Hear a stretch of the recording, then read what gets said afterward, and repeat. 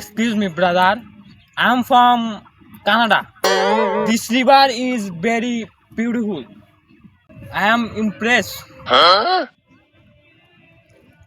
এই হুমন্দি কোন দেশ থেকে লাইছে আমি তো কিছুই বুঝতেছি না আলা বাংলা কবার দেখলে ইংরাজি কম